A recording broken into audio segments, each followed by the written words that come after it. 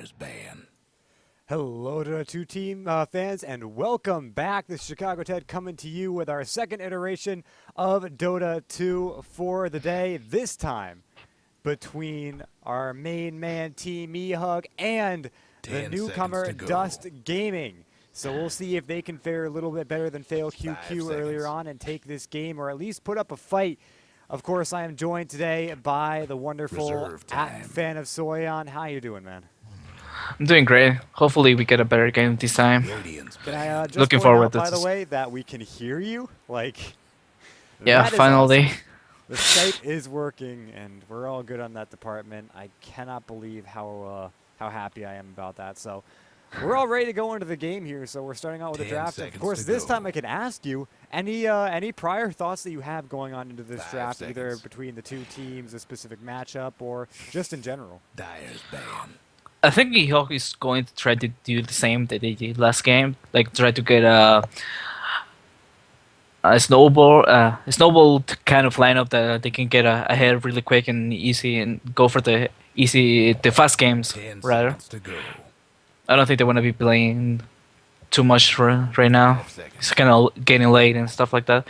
So Yeah. I think they are going with that mentality of trying to end the game really Reserve quick. time.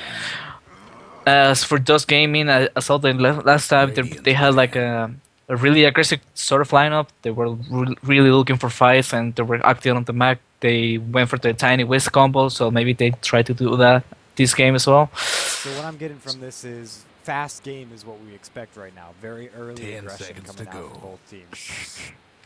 Yeah, it looks like that way. That we are 5 going to have seconds. a lot of aggression, which is good. Yeah, that's very good. I like seeing some early fights. Definitely keeps the action Dyer's going, pick. but most of all, it just makes things more fun to watch. Team eHug, though, are going to go for that puck. Radiant's pick. They played that one last game, right? Do you think they're going to run with the same kind of Drow, Vengeful Spirit lineup? If they're allowed, yes.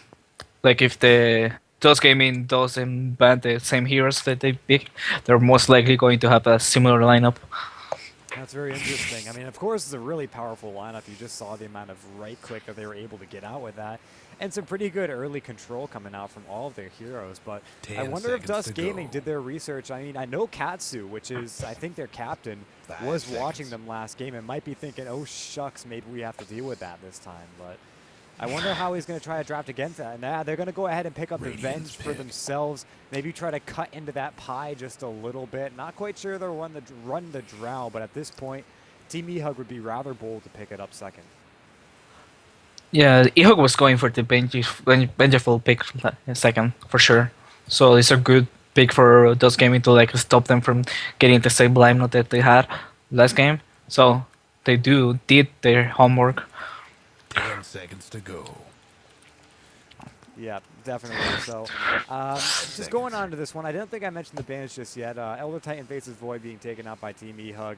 And that's Reserve time. a Night Stalker and a Juggernaut. So if people who aren't familiar with the Dyer's hero pick. Night Stalker, because he definitely hasn't seen a lot of play before today. So before this week, rather. I mean, I don't think I've seen him that much, at least before 2015. So definitely a brand new hero coming out. But Dust Gaming, they're going to go ahead and after that Vengeful Spirit pick, start to go ahead and tank themselves up a little bit, grab themselves the big, the bad, the Centaur War Runner. So that gives them a little bit more mobility with 10 his team, as seconds well as to a go. nice bit of lockdown coming out from that hero.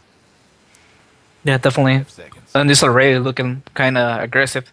Early game for the Dust Gaming. They have 2 stuns, really high burst damage, and they can actually go for the kills and ganks is a lot easier than a lot of teams will do. And going back to the Night Stalker pick, it came out of nowhere to me. Oh no, it's because I've been kind of inactive since the start of December, but out of nowhere, like for example D2L that just finished, it was banned like every game or something. I think And the one game I watched of Night Stalker was played versus a puck, and it lost hard because the Night Stalker couldn't really do much. After, I mean, they got the Aghanim Dyer's Scepter, they ban. got the gem, but they weren't able to capitalize on the vision. I can't remember what team. Oh, it was Team Fire versus Cloud9. Yeah, Fire that got was so yesterday. far ahead with that Night Stalker pick and just couldn't close it out. But yeah, no, I mean, he definitely seems like a strong early Radiant's mid-game ban. hero, but I don't really see his potential in the late game. Perhaps you can enlighten me on that one. It's hard. It's one of those heroes that get if they get like a really good early game and manage to go for the right items, they can keep having a lot of impact. For example, 10 Fire did a seconds to really go. good job on the early game, but the thing that went 5 wrong wasn't seconds. the Night Stalker overall. It was just a bunch of small mistakes that they did against Cloud9, and Cloud9 being Reserve the time. better team with the more experience, just capitalized on that and got out of control. But overall, they were doing really good with the Night Stalker pick. So the hero does have potential, and it's really unusual to say that, but when we do, it usually gets out of control in the beginning with the first two nights. Dyer's ban. All right, yeah. So coming out into the next couple picks of the draft, I mean, obviously Dusk Gaming, they just ban out the Drow Rangers, so Team eHug can't really stack that ranged auto attack damage or just at this point getting rid of both heroes that help out in that regard. Disruptor pick, 10 though, is a seconds to very go. interesting pick, and of course we're probably going to see it run as a support, but is there Radiant's any chance we ban. see this get run mid? No, no, I don't think so. Oh, There's almost zero chance. This disrupt is just a really good counter against the center. Like with the kinetic field, you can stop them from running out with the stampede, and if by any chance they 10 do get seconds to out, then you go. can just glimpse them back. Yep. It's just a really good hero against 5 the center. seconds. That's why they pick at it so early. Yeah, I mean, it's a good hero overall. I mean, he's got a lot of just Reserve versatility. His only problem is that he isn't quite able to survive as often as other heroes could, but the Glimpse is definitely a great not only chase ability, but also a protection ability. If someone's running up on you really fast, you glimpse them back and you're safe. So, I mean, we're definitely going to see Disruptor get played on both ends of the spectrum here. And again, you mentioned how he gets picked up so early just because he's just so useful. And what do you think that Dust Gaming is going to try to do, maybe if they could, to counter this pick? To counter it, I don't think they're gonna work around that. They or if a team picks the center this early, they should be aware of the counters and how to play against them. So I don't see that they're going to struggle so much about it. They're just gonna try to keep going for the whatever plan they had in mind, which I'm assuming it was some sort of what eHug banned. Like for example, the Brewmaster, it was a really good hero for those gaming if they got it. The Wraith King not so much, but with the our stacking with the BS is a really good 10 support to seconds have. to go. So eHug is actually doing really good on the draft. 5 seconds. Yep. Maybe Dust Gaming still has a plan B to fall on. Yeah, it does feel like eHug has a lot of crowd control. The Slark pick, Dyer's maybe, it feels a little awkward to me because of the Static Storm, but definitely not a hard counter to the Slark. Venge and Centaur should be able to get enough of a meat wall out to keep him from fighting on the backlines, but it just feels like Team eHug have plenty of crowd control, plenty of disables that even if Slark is able to get the Death Pact off on 1 or 2 stuns, they've got enough to just follow up with it. Yeah, definitely. Right now, the Puck and 10 Disruptor are seconds to go. pretty good heroes against the Slark, so it's kind of questionable that those gaming picks the 5 Slark seconds. at least this early. They could have maybe saved it for last, so they can actually see if eHug goes for more counters to the Slark or something like that. But maybe they're confident on the pick overall, so that's why they could win for it. Yeah, Team eHug is a team that I know is very confident in their picks, and SN definitely showing some prowess as a drafter. I'm kind of disappointed I haven't been watching enough of these guys. I've been following more of the European and Eastern scenes, but I definitely got to get right back on into NA because eHug, Fire, Complexity, I guess not as much, but still up there. They're all giving a run for the upper team's money here. So, I mean, they're definitely making their stand, and with teams like Dust biting at their heels a little bit, we definitely have the basis for a fairly flourishing NA scene if these guys just get a little more practice, a little more experience, then I can see them climbing up the ladder really quickly. Yeah, eHug and Fire are doing a really good job. Complexity, not so much. They are like struggling to even finish their roster, so they're still working on it. But eHug's been together for quite some time, and Fire Radiant's pick. is pretty much could be the same Leviathan, situation. too. I forgot about them. Yeah, Leviathan. There's a lot of upcoming teams in the ANC, which brings me up to. Did you see the NA Dota thread or Reddit as well? Like, there was a big of a drama discussion about C9 taking up one American slot on for the mini TI coming At up. this point, I kind of want to throw my hands up and say I 10 don't want to get seconds to into it go. because I don't want to be on the wrong side of this argument. But 5 I seconds. I gotta say that I really the reasoning that I Reserve like the time. most is that tournaments like this may be pressured into launching something like an NA qualifier, an SA qualifier, even though they don't exactly want to run one. But it's pretty weak reasoning, and I don't know. I gotta say, bare bones, Cloud9 shouldn't have been in the NA qualifier, but the reasoning does kind of feel present, if not the strongest reasoning is there. I don't know. My opinions on this subject are quite reserved. Yeah, it's okay. Don't worry. All right, so Team eHug, they're gonna run the lycanthrope, so they go a different kind of physical 10 damage seconds here, and to go. Disruptor definitely helps. Disruptor and Puck Dire definitely hit. helps out this Lycan. They're pretty much two heroes that keep the enemy in one place for a very long time. Dream Coil and Kinetic Field doing work in these fights, so Lycan should be able to go ahead and chomp away at anyone he really wants to.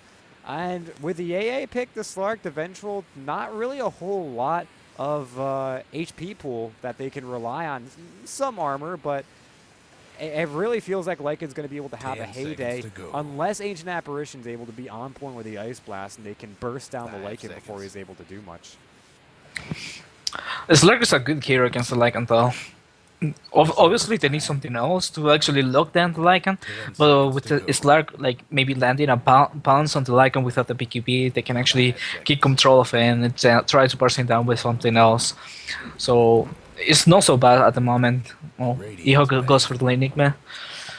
Yeah, it's going to be able to pull a lot of gold out of the map with this pick, and even if the Lycan wasn't enough to do so. Now, there might be a little bit of clash for the jungle, though. If Lycan gets far enough ahead, the enemy jungle may just be on his menu, but 10 seconds to what go. do we look for in this game? I would imagine the early Roshan is going to be 5 a seconds. big plus for this Team eHug lineup, and I think Dust are going to have to be very careful of that. Reserve Yeah, and they need to time. keep control of the rush pit. Like eHug can do it really early with both the Lycan and Enigma being like the best heroes against the Russian. That besides Ursa. But unlike last game, and this one, those gaming can actually afford to go aggro trialing and punish the greed of eHug with an Enigma pick. Yeah. Although we 10 could maybe seconds to see go. another Enigma offlane and they can pick up support last like they did last game. Yeah, they did that last game, didn't they? So yeah, Enigma offlane definitely not out of the reins for them. And with AA Vengeful Spirit, I mean, Radiant's again, pick. the Enigma can just hang pretty far back and not have to worry about this harass. The only difference I see with this one is he has to be a lot more careful with his Eidolons because he can easily give up a lot of golden XP from those guys if he lets them die too early. So Team eHug, they're going to go ahead and ban the Templar Assassin, Ember Spirit being taken out by Dust Gaming. We're going into our final picks. As always, I got to ask, what do you think we're going to be seeing? 10 seconds to All right, I go for the Invoker. I had no Okay, idea about that. again, not As for much time. eHug, and now that they see the Invoker, they can actually expect a lot of different lanes. That like it can be a center safe lane and Invoker mid with the aggro trial lane. They can actually do the center off lane. They get at least they have a really good insight from those gaming, which gives them room to actually decide where they want the Enigma to be a support or not. So it's kind of hard to pick up a hero 10 that they're gonna seconds go to for, go. but I'm feeling that they're gonna do the Enigma offlane again and grab another support right now, like maybe another disable, maybe like Ogre a and Zakiro are silencer, back still in this game. They're going to go instead. What? a Doom. All right, so offlane Doom jungling Enigma. Yes, correct. At least I was right on the another silence. Yeah, they That's a definitely really did big that. silence. This is a very greedy lineup coming from Team eHug, though. I don't know. I don't think their jungle is going to get very cramped if things don't go their way early game. I'm very worried about that. But eHug, again, are very well known for winning this early game, for winning their lanes. So Better get I guess ready. I got to have faith in this. eHug, by the way, for those who are just joining, it's My eHug gratitude. versus Dust, the second game of the evening for Dota, CEVO Dota Season 6. I think we're in week 3-2, day 2. Maybe, probably, that might be it. So really excited about this one. It's going to be eHug, MJW, going to be picking up the Doom, heading down towards the rune. It's going to be Muffins on the Puck with Sna taking the jungle on the Enigma, Lust on the Disruptor, and SN will be picking up the lycanthrope. Meanwhile, for Dust Gaming and Planer on the Slark, Katsu on the Vengeful Spirit, Kaki, I think the guy that made us wait, he's going to be on the Ancient Apparition, Bean on the Centaur War Runner, and Jimmy, the greatest 30 ever, seconds to showtime. will be on the Invoker.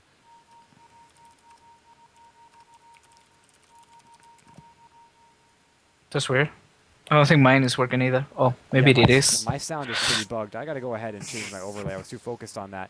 Yeah, so we're good with that. I wonder if that's another thing that I can mess up. No, my mic's on. I can see it. Oh, there it is. And they're off. You can hear me now, Cart? Look at the miss. You're not gonna miss the first one. I am not going to miss the first blood. I did catch it. It is going to be M Planer drawing it on Lust. And I fixed my mic just in time. So, booyah. +1 for Ted, right? Congratulations. So those gave me those go for the aggro challenges as I expected, and this is really bad for eHug. Like you said, they're known for being a greedy kind of team with these junglers and greedy supports, but these sometimes can be like the I don't know how to explain it, like the pain to eHug, because they're predictable in that way, so teams can adapt to it and actually go for these kind of aggro challenges more often than they would. So in this kind of meta game, that can actually be really crucial for you. Yeah, and Like I you wanna need to take a always look have here. more different kind of playstyles. Look at Dyer's the Lycan. jungle. SN7 could end up dropping again. They needed a couple more auto attacks. One more. Katsu, though, isn't able to find a vision. Drops a ward down to see if he can snipe one off, but isn't quite able to get the timing on that one. But it looks like Dust is being very aggressive in eHug's jungle. Sentry warding What's up with all the the scribbling? camp that SN7 was trying to take, and even getting a lot of damage on SN7, which could end up being in trouble as he runs in to Katsu. Lust will drop down the lightning procs onto him, and he's dropping low. One more. No, it's not going to be enough to kill him. They drop the Midnight Pulse, but only one tick. Here is He's chasing for the Katsu. Thunder Lust Strike. will be body blocked Nice, by bad block. Kaki. Do they have a Sunstrike? It looks... Wait, no, wrong team. So Different team. he gets himself away.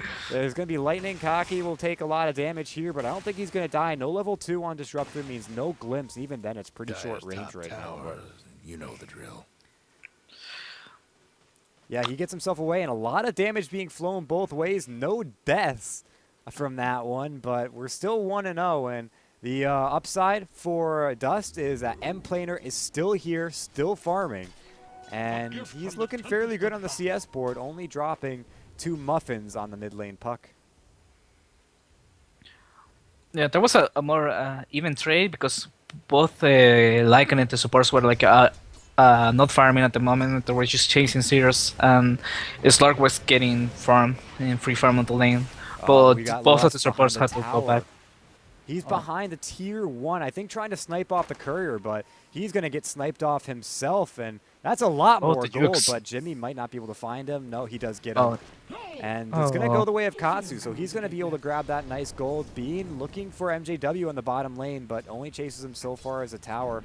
It's looking fairly good for the Centaur here, but throughout the map, Dust looks to be taking a lot of control on this one. The only one that I feel a little worried about is the fact that Muffins is still farming at pretty bottom. well, but yeah, bottom, do they continue to Oh, go no. on this one? Katsu's going to make his way down, but it looks They had a like not ward. quite able to do so. He's going to go grab a haste rune. I thought he was going to snipe off the courier, but maybe not. Instead, mid lane, Muffins is going to look for Jimmy. Not taking as much damage as he needs to get the kill, but still getting forced away. In comes Katsu, though. There is no phase shift out for that magic missile. Now they chase on him. They've got the cold snap. He will have to get himself down. Can the tornado last long enough? It will not. Only a couple points in the Wex, and Quas doesn't put him up in the air long for that disjoint. So SN7, meanwhile, gets leashed up in the top lane. They're going to put a chilling touch onto him, and he's going to get hit by a rather painful hook as M Planer secures a kill on SN7 in the bottom lane. No, in the mid lane. They kill Puck. Muffins. You were safe, dude. How would you die? He went back in. He got greedy, like Orphan trying to go for the Invoker kill, but he was in tower range, so he ended up like getting hit by the tower twice. All right, so there's an elephant in the room right now. Dust is 4-0 at 4 minutes. I don't think we expected that out of them. I mean, if you think about it, like eHug, we looked at eHug just trounce on fail QQ, and now they're just I guess their lanes feel a little bit weak right now, but overall it doesn't feel like anything's working out for them. Maybe they get a kill now with Lust stalking onto Jimmy, but right now they feel, and they are behind. Look at bottom. Yep, they're Maybe a gonna kill go in ahead and go into center. MJW. Can they clean them up in time? They've got the minus armor, one more auto attack, and that will be enough. Bean will secure that one, giving them their 5th kill. Meanwhile, in the mid lane, it looks like they want to kill Jimmy, but a teleport support coming in from Kaki will try to secure Lust. They put the cold snap on out into him. Muffins is there with full mana here, but doesn't drop out the illusory orb, cannot find the kill. Will instead have to back himself off defensively. Away from that, that went absolutely terrible for them as well. So Dust is just finding everything they need across the map, and I think it comes down to eHug making many more mistakes than they should be. Yeah, maybe they underestimated their opponents and are playing a little bit sloppy. Although, props to Dust Gaming, they're playing really well. They knew what to do, and the MVP I think goes to the BS, which is being moving around all 3 lanes and getting kills all around. He's doing a really good job at that. And I gotta say, Katsu's all in the chat all the time, very active in CEVO and with the casters and statsmen in general. So he I definitely feel like he's on a very good team and he's a pretty good player. But to see his team doing so well is kind of nice, judging by how much of a good personality he has. So props to him and his team. Yeah, he's definitely a proponent of the follow cart Dota, which you should, by the way. I didn't mention that he's being the statsman, being doomed up in the bottom lane, but in comes Katsu for the rotation, but they're not quite able to find the damage. There is a Doom on their biggest damage dealer down here, so he's going to have to back himself off. He does have Tranquils ready to go, so he's going to heal himself fairly quickly. Meanwhile, the top lane, a black hole to try to delay the inevitable here as Sna will go down to Ancient Apparition. Look at bottom. Laner gets away with the Shadow Dance. Now in the bottom lane, what happens down here? They dive on the BS and got a kill. I saw them in the tower and no enemies close by. They actually got the kill. So yeah, while our Lycan was dying, or sorry, our Enigma was dying in the top lane, Venge goes down the bottom. Trouble brewing. So eHug putting themselves first point on the board. Dyer's mid tower. And definitely a nice kill to grab, and they should be able to get a tower off of this one too. So they secure a little bit of advantage back here. We take a look at the golden XP, and it's about even right now, so they're going to go ahead and trounce about 750 in the lead in terms of gold from that play with that tower itself. And I don't know, Dust are 7-1, but with the equal golden XP grabs, eHug are still in this game quite handily. I mean, even game, even money. Look a bit. Yeah, they're going to go straight on in with the Tornado, and they should be able to clean up SN7 here. They're going to go ahead and stack stuns, and they get them. They almost didn't. Like, the Tornado got to, like right at the edge. That was really close. Yeah, this is a well, what kind of invoker is this? It's a cross Wex Exhort invoker. He's got 3-2-1 as his build, and definitely making use of his full arsenal. I don't think he quite has the mana pool to sustain that kind of activity just yet, but it's working out for him. Obviously, maybe more points than Wex would help the Tornado range, but Katsu going to find MJW, but they shouldn't be able to get a kill on this one. Yeah. The thing is that he wants the Quacks to be more level just for the cool snap. He scales really well with the gold feed from the AA, and it's like the only disabled that I can rely right now because Puck can just or wave or face shift the storms. All right, Jimmy could be in a little bit of trouble here. He's got the backstab set up from Lust. It looks like he's got the glimpse ready. Not enough mana for it, but the Doom flies. And I think he should be denied here. No, the glimpse brings him back into enemy territory. So they grab a 1-for-1 as Enigma dying in the top lane to end planer again. This guy's sitting on 1,800 gold on top of Treads and an Orb of Venom, so he's looking really good right now. Top of the CS board as well. He's just been free farming this entire game. Yeah, he's done a good job. The Lycan is also catching up slowly but surely. I think Dust Gaming should try to at least block some camps on the jungle and try to like stop him from getting this free farm. They did really good at the start with the laning phase, but if they don't actually do something about the Lycan during this time, I think he's just going to be back into the game like if nothing happened. Yeah, it actually does worry me. I mean, he's level 8 right now at 9.5 The Dire might minutes. want to And mine their top I mean, tower. he's looking really strong, definitely getting his farm, and his Vlad should be out fairly soon, only about 1,200 away from that one, so, or sorry, only about 500 away from that one, so he's still farming pretty well, definitely not close to M Planer. I mean, take a look at net worth, he's about 1,000 gold behind. Look at top.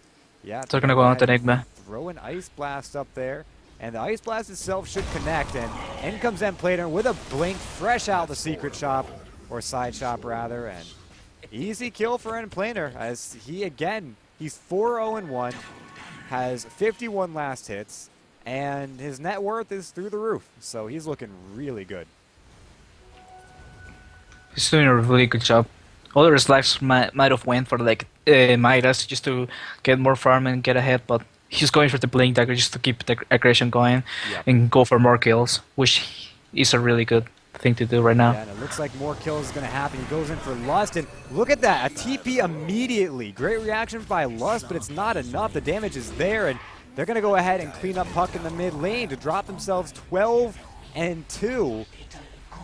And I don't know, but I think the early game is definitely in the hands of Dust Gaming, and the mid game is definitely crippled for eHug. They still are relying on this Lycan, who is going to go ahead and try to trade, but with a TP coming in, M Planer is there, and the Lycan is well afraid of this Slark here, so this is not looking too good for eHug.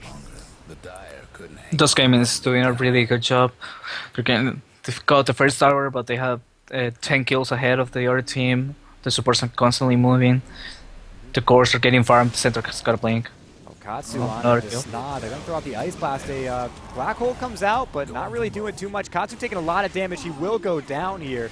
A Dream Coil flies out, keeps Kaki and Jimmy in place, and they should both go down here.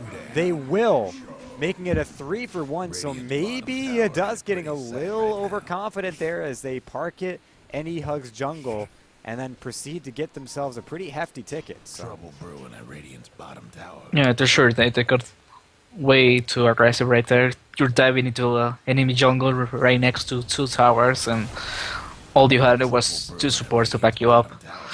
Yeah, that's a really good point. They haven't taken the either top tower, so they don't quite have the enemy jungle in their map control just yet. So that is a very interesting point to touch on, and I guess again, maybe just getting a little overconfident as Dust, but being 12-2 kind of has that effect on you, and I definitely hate to see them throw this one, but that could have given eHug just enough life to really take it into this mid game by storm. Yeah, they're gonna go for the rush with that. Oh, no doubt. They're going to set themselves up, and they've got the Wolves to spawn themselves some Eidolons, but it looks like they go ahead and get the Eidolons immediately anyway, so they should be able to easily roach this one. It looks like we had a little bit of Dust Gaming kind of foreseeing it, but they don't actually act on their senses even if they had them, and this should be just a free roach going the way of eHug, as, well, he's dying. He's about half health and falling fast. Yeah, it doesn't look like they know about it. I'm rather surprised. With this kind of lineup, you almost imagine that'd be the first thing you think of. And I think right now they realize, oh damn, we probably should have kept an eye on that. But when the dewarding is on point from eHug, it's really hard to keep your eyes on the prize, or not the dewarding, but the smoking on point from eHug is just on point. So very nicely played by them. Get themselves a nice Roshan, and furthering their golden advantage, XP advantage. They actually have an advantage, which is kind of the funny thing right now. So The network's going back in eHug's way, though. well, the net worth is in eHug's favor. That's what I'm saying. They have all the advantages Oh. right now. 2,000 gold, about 3,000 experience, and they're behind 8 kills, but kills mean nothing. Roshan's, I guess, mean everything, and kills from behind mean everything. Yeah, it's mostly about farming right now on this current meta game. The better team doing it usually wins. Good reaction from MJW. Gets away from the Slark. He actually pops up a defensive Doom. He'll still go down. And M-Planer hanging close by will be ready to go. But Sna, he just tastes blood. Maybe a little bit too much as he dives in for M-Planer. He could end up dropping to this one, but he's way too fast. Will get himself away. And he's just fine. Meanwhile, the backstab coming out from Muffins. As in comes M-Planer. They don't end up getting the stomp on this one, but they do have enough damage to clean him up besides. And meanwhile, it looks like we've got to kill Katsu, finding a double kill onto, who was that? The Disruptor? So very nice for them. They grab themselves a 3-0.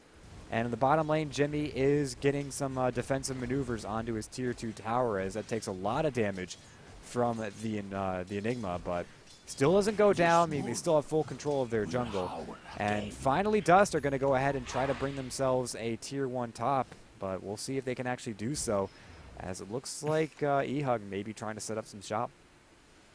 I don't think they're gonna be able to get it this time. At least not on this push. Although they got a mana bot, so now they have some mana on their supports. Maybe they do get it. I don't think eHug wants to contest it, but at least they did the right choice this time. They went into enemy jungle to go look for kills, but this time they were like with the entire team. Alright, so this tier 1 will go down, and that opens up a big chunk of the jungle, but not quite the full thing just yet. They still have 2 tier 2s to go through, and they even have another tier 1 down bottom that they can grab. But in the meantime, Jimmy, he's hunting. He finds Sna. Sna realizes it, getting that debuff from the Ghost Walk, and will back himself away in due time. Jimmy, realizing that his cover has been blown, immediately changes direction, and I don't quite know if he can take down Muffins. He's just playing really aggressively right now, and I'm pretty sure MJW knows what's going on. We'll steal the bounty room, and that'll be the end of that. Just a bunch of shoots and ladders for this Invoker, making his way across the entirety of the map and not really doing too much. Yeah, he's just scouting right now. Even if he found like a support, he doesn't have the mana to actually get a kill. So he was just looking around and waiting for the rune, which he did get. So a very expensive Lycan Wolf, I guess, as an Ice Blast Fly Suit does connect onto SN7, will reduce his need to find some aggressive blood here. But another setup shop attempt coming out from Dust here, as they go ahead and they park it inside of eHug's jungle. Will it end up being as bad as before? I don't see anyone on eHug trying to defend this. Maybe they go, yep, they relocate him back into, that's a bit of an overkill, into the Static Storm. Now a Doom, maybe not enough of a kill. He's going to run away. The Lycan Wolf's going in. Now MJW finding the kill here. Meanwhile, Lust will clean up Katsu, and SN7 chasing on Akaki, but he's a pretty tanky for a Ancient Apparition. Does have that point booster ready to go. Now an Ice Blast flies into SN7, but no double edge coming out from Bean. Or Stampede means that they don't want to continue going on this one. A Dream Coil flies out onto the Centaur, and they're not going up high ground just yet. M-Planer's hanging close. Can't quite blink, taking damage from the Midnight Pulse. And oh, no, they'll just go ahead and stare at each other in hatred as eHug grab themselves a cool 2 kills. The fight is not over though. I don't think eHug should be pushing right now. Dust is ready to fight them. No, Muffins will go on into him and will get himself out with a loser orb here. And that'll be the end of that, but eHug backed themselves off, and I don't think Dust are able to find anything on top of this one. In fact, he's going to walk right over a sentry ward right now, and no one's close by to scout him out, but he could find Muffins if Muffins isn't careful, and he may actually be able to grab the kill here. No Orchid. So yeah, he's good vision of him. He's covered to them. MJW, and they're going to get him right here. Pops out Tornado, turns it around to try to dissuade Puck from going in on this one. They grab a quick kill onto the Doombringer, so MJW going to go ahead and get some time to think about that one. But we're 17-7. The Golden XP graphs tell a story of advantage for eHug, about 1K, 2K, and gold. Still 3K in experience. How do you feel about this game overall, though? Not really ignoring, but taking everything into account. I still favor at least a little bit Dust Gaming because they have such a early game that all the heroes are kind of farmed. They're getting the items that they need. The only thing that eHug is actually doing right is getting farm on the Lycan and the Doom. The Doom, because of the quick Midas, is in top of the net worth, and that's about it. That's just how the hero works. So even though they're ahead in net worth, like the network graph, it doesn't feel that good because it's just two heroes that are really far.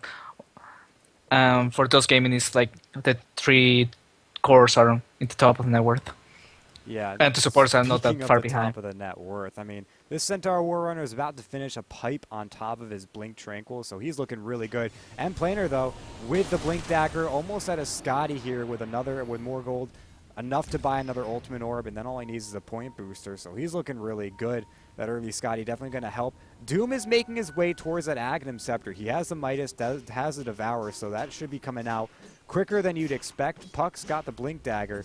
So pretty much core items are starting to make their way across the map as Kaki goes down to Lycan and Lust, but core items are coming out on both teams, which is relatively scary as SN7 proving to be a very difficult Lycanthrope to deal with. And I don't know, Dust have plenty of lockdown, enough to deal with him. Maybe when he gets his BKB, he's going to be a lot more difficult to deal with. But this one big thing that's looming over everyone's shoulders here is the fact that Snod does have this huge team fight control with the Black Hole if he should need it. So eHug are definitely a big black cloud looming over what seemed to be a really good early game for Dust, but it's nowhere in anyone's favor just yet. I have to say it feels rather even. And Planer, though, gets doomed top lane. Will back himself off, will be just fine, but definitely not the kind of engagement that he'd want. He wants to be able to just clean someone up Dyer's immediately. bottom tower's getting the business. This is a fun fact. He got doomed, but since they don't have vision of him, the Shadow Dance was still working and he was healing more than the Doom does on damage. I'm not sure it's supposed to work like that. I don't think it should. I think only Aghanim Scepter disables passives. So Yeah. Shadow Dance, I imagine, would work when the Aghanim Scepter hasn't been completed yet. That's We'll have to interesting. Yeah, because I remember this big update.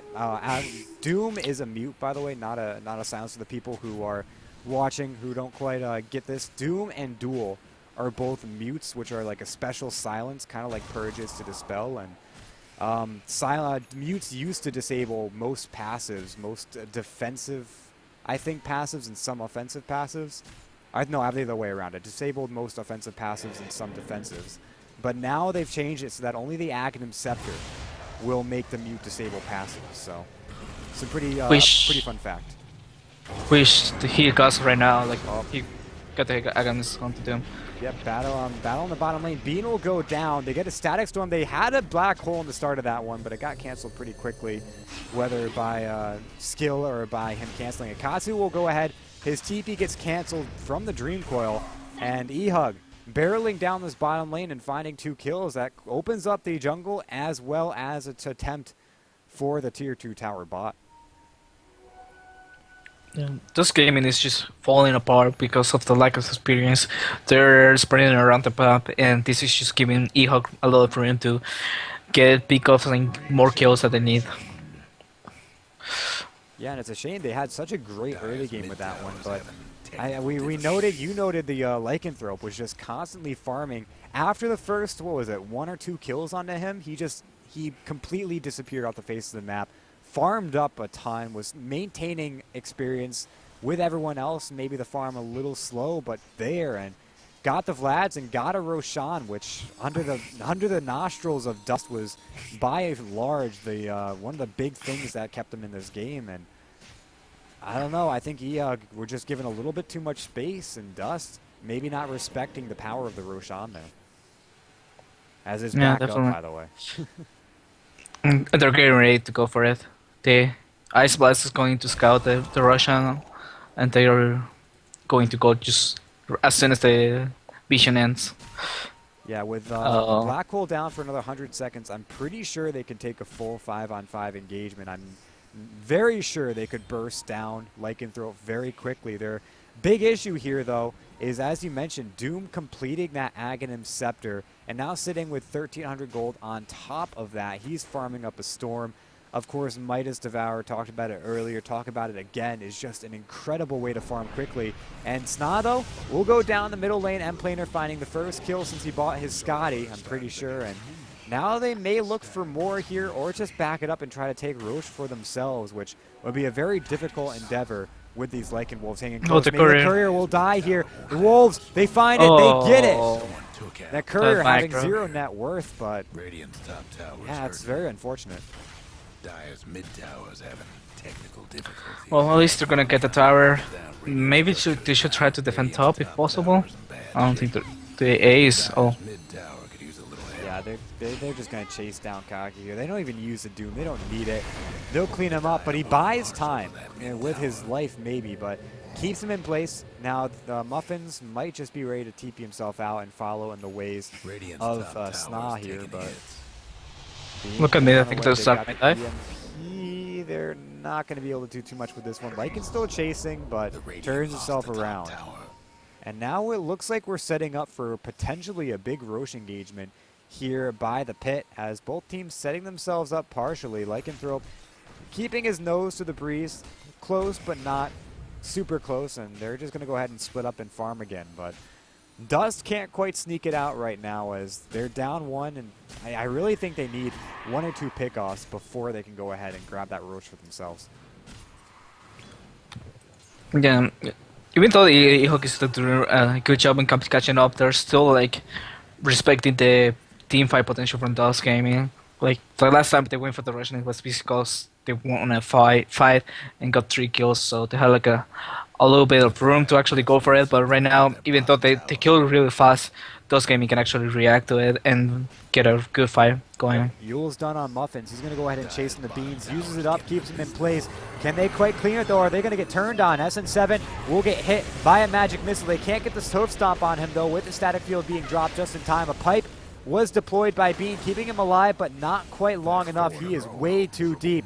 Now MJW looking for Katsu, but in comes M-Planer. They want to drop the Doom on him, but he pops himself into Shadow Dance soon enough with the Black Hole coming out, holds him in place. Now the Doom drops. Muffins going in close and getting bursted down. Will have to use himself defensively to keep him alive. Ice Blast does come through though and cleans him and knocks him down a couple pegs. SN7 though going to chase the Invoker. Full Wex up on him. He's moving fairly quickly.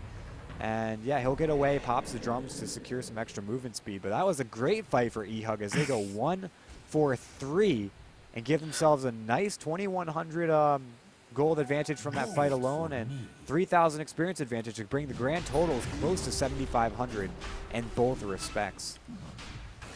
And now they're gonna get the Russians. Oh yeah.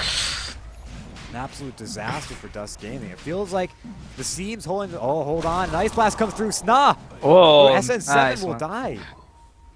Nice Ice Nice. Blast and maybe a little over aggressive from the Lycan. That's 524 gold face value to Kaki. Plus, I would have to imagine another 300 to 400 Dire's from top the tower's disadvantage getting that they beat had down. alone. So that brings him very close to his Aghanim Scepter. In fact, 30 gold away from the Aghanim's. Bean will make his way into the pit, as well as Jimmy. Maybe they try to snipe this for themselves with Lycan Benito's down. Lark. Sna is hanging close, wants to drop a Midnight Pulse on top of it. The ward not exactly seeing anything. Midnight Pulse goes down, but that is way too late. Roshan's already gone. A loser up comes through, but Puck doesn't end up going for it. Roche goes down. They drop down Looking clean. the Deafening Blast just in case the Puck had blinked in. No cigar though, Puck. Keeping back just a little bit, keeping restrained, and that Aegis, that fight turns wildly around from one Ice Blast. So well played from the Ancient Apparition, and he's got an Aghanim Scepter ready to go and looking very good right now. Yeah. Hey, just keep that up the game with the Ice Blast. I think if eHug got the Russian right there, they probably would have secured the win. Guess what's definitely. But now Dire's we're back into the game. Oh, nice. We got a blink on the disruptor. No, We- interesting. We do, and yeah, very interesting. It will help secure some glimpses, maybe some initiations with that Static Storm, as it looks like he's holding in positioning. Sna does not have Black Hole for 60 seconds, but if they hold off for the team fight just a little bit, they're gonna actually glimpse back Kaki. Ice Blast though connects on the Sna, and the illusions are cleaning him up. The stomp goes down. SN7 bursted. They will drop a Static Storm on top of it. Midnight Pulse as well, but Sna is going to burst down. This ice too much. He's sitting in the New England right now. -5 outside. Too cold for him. Bean will drop here. But M-Planer comes back with that Aegis of Immortality. MJW, though, with the, I guess, the long-range Doom kill there. Yeah, he will grab a 3 for 1, or 3 for 2. More like a 4 for 2 when you count in the fact that they got the Aegis of Immortality popped, but that actually went surprisingly well for Team eHug. In bad shape. Yeah, I thought it was going to go a lot worse. The Ancient Operation did a really good job by just going for the Ice Blast right after getting glimpse. Like, he got like 3 or 4 heroes from eHug hit by the Ice Blast, and then those gaming just went right in and got the counter initiation. Although they spread a little bit too much, and then eHug was able to win the fight in the end. Yeah, some great awareness from eHug, some good team fight awareness, most of all, and they secure themselves what seemed to be a very disastrous counter initiation, as you said. And I mean, Dust, their supports are looking rather poor now that I look at it. I mean, the Aghanim Scepter, okay, the support is looking rather poor. Vengeful Spirit still has pretty much nothing. 300 gold on top of a stick and arcane boots is really hurting this Avenge's ability to be an issue in team fights. I mean, you got Swamp. He's gonna die now. Yeah, he's pops a magic missile out. What else can he do, though? MJW's just going to run him down. We'll pop the TP immediately, though. The glimpse, gets him. That would have got him anyway. There's nothing you can do to stop that. And yeah, they grab a kill. Good positioning from the Disruptor to be aware there for that glimpse. Yeah, the blink advantage got him just in range for the glimpse. Yeah, Blink really paying off right now. Definitely a build that we don't see too often, but it's working out right now. There's going to be Jimmy scouting out the Lycanthrope and Ghost Walk. The Wolves will scout out the Ghost Walk. And I think Jimmy, he's actually taking a gamble whether or not Lycan had seen it. And he ends up going for it. Maybe a bit of an issue for him. No M-Planer's there by his side. The TPs that won't be enough. And SN7, he's dying fairly early in these fights. The Black Hole comes down, but he's already dead. Jimmy, though, could drop as they drop a Static Storm on top of it. Now they go for M-Planer. He does have a Shadow Dance, but can he get it off in time? He will not be able to. That coil break is way too much for him. And he'll go down to 2 for 1. Not worth it at all.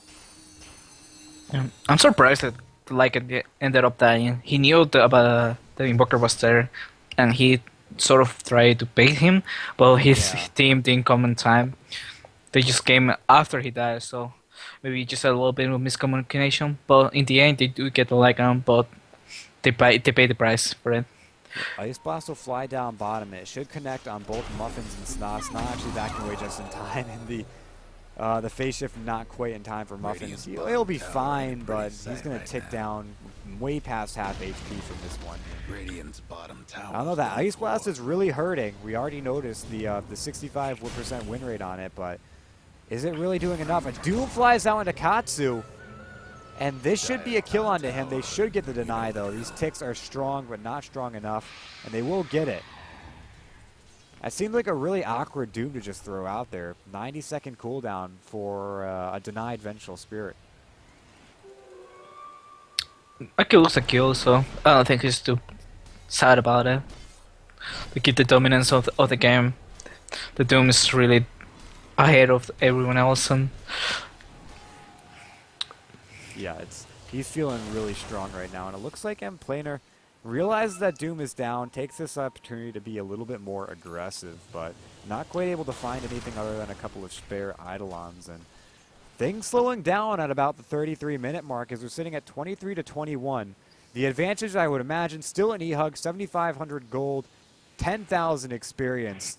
Definitely not the kind of thing we'd expect from the early game that Dust had. Even Dust having a kill advantage in this game, but it goes to show you that farming, that taking strategic fights, and that overall having more map control is definitely very beneficial in these games. I mean, they don't even have the tower advantage. They're actually behind one tower too. No, they're even on towers. So the fact that they're able to get those advantages sheerly from farming the map just feels rather amazing for them. those games is grabbing off for smoke. They need to do it. They need to go back and fight, get 5. Yeah, they have to take at least one pick off right now. It would be huge for them because they get more gold from these kills now. Like, it's not like they're ahead from these this extra kill score being +2. They get a lot from these kills from being at a 7,500. I think they're closing in on 10,000 deficit in gold right now. So it's going to be very, very good for them if they can find 1 or 2 pickoffs. But if they take 1 for 2 trades like they have been, or 2 for 3s, or 3 for 4s, or 2 for 4s, whatever, if they take an uneven trade-off, then they're not going to be in too good of a position here. So, I mean, I guess that's pretty obvious, but it's not like they can get 1 kill and be proud of themselves, is what I'm trying to say. As they smoke up, as you said, and make their way into the enemy. Well-gotten gains. They're gonna fight the Doom. Yeah, they pop out. He's gonna pick a beat though. Oh, is he going to get it off, though? They get the double edge. They get everything off onto him. He actually still pops his BKB just enough time to get his Doom off, and he will still go down as M-Planer looking for more. He wants SM7, and he will go down as well, a 2 for 1. And now they get the deny onto Bean, most likely. Maybe he's actually good. No, they're going to have to deny him. No. Yeah. Like, the Tranquil regen came on just a little bit too late there, so I think that was what's I think that was what was bad there. Waning Rift comes out, drops onto 3. An immediate BKB from Jimmy, though. They want Sawash to be a black hole. He gets it off, finds 2, and they secure it for enough time to grab Kaki here. That's a mega kill from him. Kind of surprising, as it looks like Muffins wants more. He wants the Invoker. Jimmy will drop. Classic He's gonna Jimmy. glimpse for the Slark. Oh no, he got. Oh. Maybe they glimpse him. I don't think he's got vision. Yeah, Slark gets away, but again, an uneven trade, staying in way too long. The supports on eHug are doing a really good job of just catching up at the pickoffs after the fights. Like, even though they lose their cores, they're still confident on their ultimates and overall skills. So they go back for the I don't know how to say it, the pickoffs. Yeah, didn't quite work out for Dust there. It started out just so nicely. It's a shame to see that one go south so fast. M-Planer blinks in aggressively. I think he wanted to blink in and get Muffins, but the blink was just a little bit too short. Now they're going to go ahead and have to deny their tier 2 tower and lose again a big access point to their jungle. That's the last remaining tower keeping this whole area alive. Now all they have really is a little bit of ticket to their Ancients, and even that feels a little out territory for them. So things just constantly falling apart for them. It always looks like they've got a good advantage, then they lose it a bit, then eHug takes a great advantage, then they start to scrape it back, and eHug just rips it back in their favor again. So Those gaming just needs to fight around the black hole right now. These are really long cooldown. That's what they need to do. Like right now, black hole's down. They need to go for towers. They need to go for the more fan mains. The last fight we got to see what I discussed at the beginning, that the Slark, if he does land a pounce on the Lycan without the BKB, they can actually keep him down. Like, even though he runs as 600 MS, he's not gonna get out of the pound, so they have plenty of time to kill him to red. They send the Ice Blast to scout the Roach. Now they want to make their way towards the bottom lane. They're going to pop out with the field from the Shiva's guard there. It will be dodged by Puck. Tornado flies out trying to scout out Lust, and it won't find anyone. Lust, though, without a TP, does have Blink. But they don't think he's still here. At least I don't think they think he's still here. Bean still searching. If he blinks out, Bean will find him. So he's got to be really careful with his timing. And it looks like we'll have to keep our eyes on him. Meanwhile, Kaki got a Gem of True Sight and a Yule Scepter finish, so he's actually looking really good. But maybe at the downside of Venge, who's still sitting on the same exact items she was about 10 minutes ago. So still looking very poor in that respect. Lycanthrope farming up has the Hyperstone, looking possibly for the Assault Cuirass, as it looks like Muffins and MJW want to go ahead and find M-Planer, and they will do it. A Doom immediately out, and just a lot of burst from Muffins to clean him up. Very unfortunate for this Slark, as both Slark and SN are feeling very useless right now, as they're getting bursted down almost immediately in all these fights. But the problem is, when you look at teams without their #1 cores, eHug still is the stronger team with the 4 players outside of their Lycanthrope. Yeah, that's right. They're just more farm overall, and to have the better items. The disruptor with the blink, both supports from eHug with blinks can actually get in fights really quick. They're getting another Russian. This is like their one. Got a cheese from, I think, the Enigma. Yep. I'm actually amazed that Ancient Apparition flew his Ice Blast way past the Roach Pit. He may have actually gotten the steal off.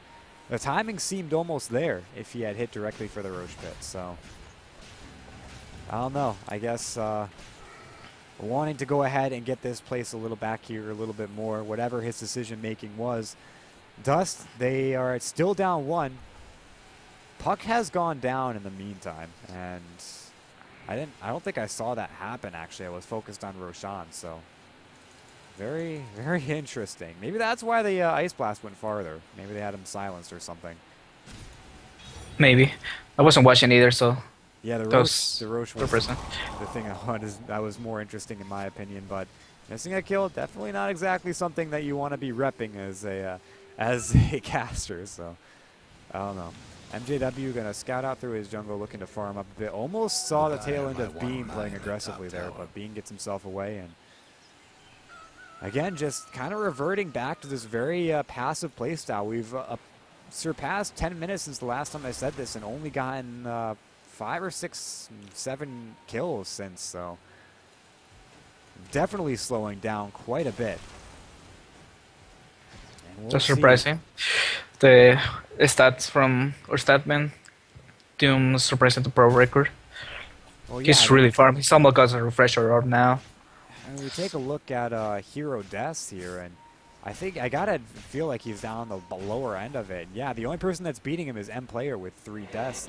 A lot of people tied at 4, but he hasn't died all that often, and overall he's just looking really good. He's been able to farm up, go back, be passive in his jungle, use that Midas and Devour to its fullest extent. Now getting rid of the Midas for a refresher. He's rapidly approaching 6 slotted here, and that is a very scary Doom. When you imagine 2 Dooms out, catching both M-Planer and Invoker, Jimmy, it's going to be bad for them in the next team fight if they don't realize that refresher's out at least soon enough. And it's not only the refresher. We have the AC on the Lycan now. Aghanim Scepter on the Disruptor support, and I think the fresh BKB on the Enigma as well. Like, they have a lot of new items and really big ones. The next fight is going to go in eHug's favor. Yeah, but it looks like we had a little bit of a blink in from Sna, but doesn't find anyone he needs. Instead, it's going to be MJW going in. Pops his refresher's orb, but did his first Doom even go out? Because I don't see it anywhere. Yeah, he used it on the Invoker. Yeah, he got it on Invoker. Now throws it out onto Beam, but there's a pipe dispelling the first amount of damage of that one. But they're both going to die here. They can't do anything in this one, and it's up to the rest of Dust to fight this one 3v5, but I'm not sure they can do it. Katsu's going to try to TP himself out of there, and he will not be able to do so. Meanwhile, Jimmy popping his BKB, but he's still going to go down here, and 3 for 1, 4 for Black none. Hole into Slark. And now, yep, the Black Hole Slark going to pop out with the Shiva's Guard to slow him down. Don't even need to because he is dead as a doorknob. And eHug, for the first time in this game, take a 5-man wipe to Dust Gaming. And now mid lane is actually wide open for them. The wave has been pushing.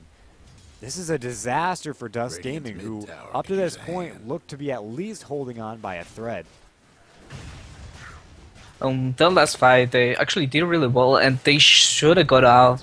I think the Invoker got Doom at the beginning, but he got out of range, so he was able to actually stop the Doom eventually and gone back to the fight. But overall, the whole team should have got out with the Stampede and just reset the fight and try to get the Doom without using the second one.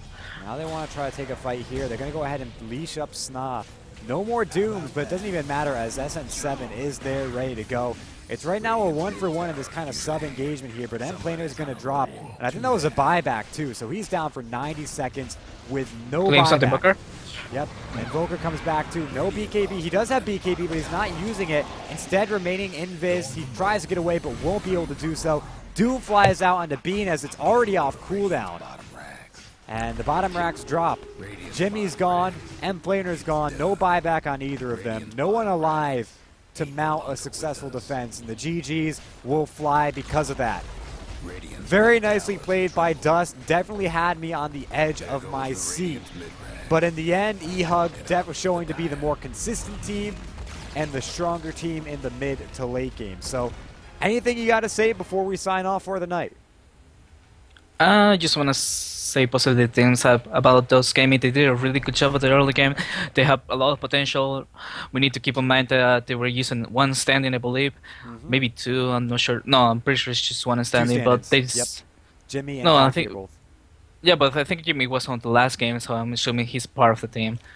Ah, okay. So they did a really good job. They were ahead and they were in complete control of the early game. The only thing that may turn the game around was the lack of experience and the mostly the Invoker going for like the trails for the supports. That was what actually got eHug back into the game.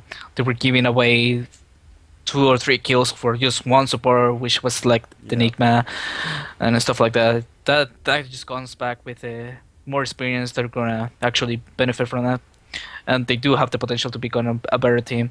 eHug just played really well. They were passive and knew how to farm, and just wait for the right opportunities to get back into the game. Yeah, so So- great patience from eHug, and thank you so much for joining me for both these games. It was a pleasure, as always, to have you on. We'll look forward to more casts with you. Thanks to @CartDota for helping us out. You can see the Twitter handles on the screen. No cameras today because my new desk kind of broke things when it comes to my very short USB cord on my webcam, so you'll have to deal with that for now, but the Twitter handles are there. If you feel so inclined to follow us, please do, because we rate our self-worth on Twitter follows, or at least I do. So protect me from going emo and shoot me a follow, maybe not. I don't know. Anyway, again, I just got to thank you for joining me. Thanks to all the viewers for watching CEVO Season 6.